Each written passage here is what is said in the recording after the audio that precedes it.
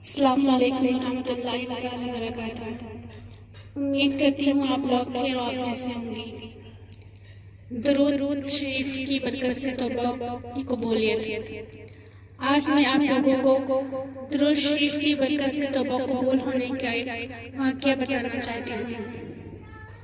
شب معراج سرکار دو عالم صلی اللہ علیہ وسلم نے جو عجائبات دیکھے ہیں ان میں سے ایک یہ بھی ہے کہ حضور صلی اللہ علیہ وسلم نے ایک فرشتہ دیکھا، اس کے پر جلے ہوئے تھے۔ یہ دیکھ کر فرمایا، اے جبریل، اس فرشتے کو کیا ہوا ہے؟ جبریل نے عرض کیا، یا رسول اللہ صلی اللہ علیہ وسلم، اس فرشتے کو اللہ تعالیٰ نے ایک شہر تباہ کرنے کے لیے بھیجا تھا۔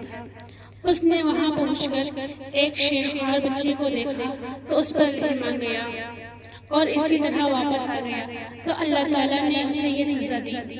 یہ سن کر حبیب خدا صلی اللہ تعالیٰ علیہ وسلم نے فرمایا، جبریل، کیا اس کی توبہ قبول ہو سکتی ہے؟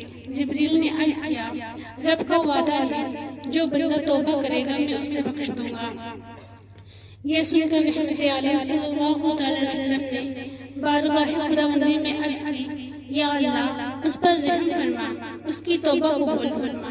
اللہ تعالیٰ نے فرمایا، اس کی توبہ یہ ہے کہ آپ پر 10 بار درود شریف پڑھیں۔ آپ صلی اللہ علیہ وسلم نے اس فرشتے کو حکم سنایا تو اس نے 10 بار درود پاک پڑھا تو اللہ تعالیٰ نے اس کو پر اور بال عطا فرما دیا اور وہ اوپر اڑ گیا، اور فرشتوں میں یہ شور برپا ہو گیا کہ اللہ تعالیٰ نے درود پاک کی برکت سے اس فرشتے پر رحم فرمایا۔ اسی لیے اعلیٰ حضرت امام احمد رضا بریلوی فرماتے ہیں، مکہ عرش ان کا، فلک فرش ان کا، مکہ عرش ان کا، فلک فرش ان کا، ملک خادمان سرائے محمد، خدا کی رضا چاہتے ہیں دو عالم، خدا کی رضا چاہتے ہیں دو عالم، خدا چاہتا ہے رضائے محمد۔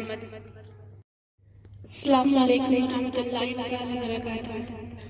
امید کرتی ہوں آپ لوگ خیر و عافیت سے ہوں گی۔ درود شریف کی برکت سے توبہ کی قبولیت۔ آج میں آپ لوگوں کو درود شریف کی برکت سے توبہ قبول ہونے کا ایک واقعہ بتانا چاہتی ہوں۔ شب معراج سرکار دو عالم صلی اللہ علیہ وسلم نے جو عجائبات دیکھے ہیں ان میں سے ایک یہ بھی ہے کہ حضور صلی اللہ علیہ وسلم نے ایک فرشتہ دیکھا، اس کے پر جلے ہوئے تھے۔ یہ دیکھ کر فرمایا، اے جبریل، اس فرشتے کو کیا ہوا ہے؟ جبریل نے عرض کیا، یا رسول اللہ صلی اللہ علیہ وسلم، اس فرشتے کو اللہ تعالیٰ نے ایک شہر تباہ کرنے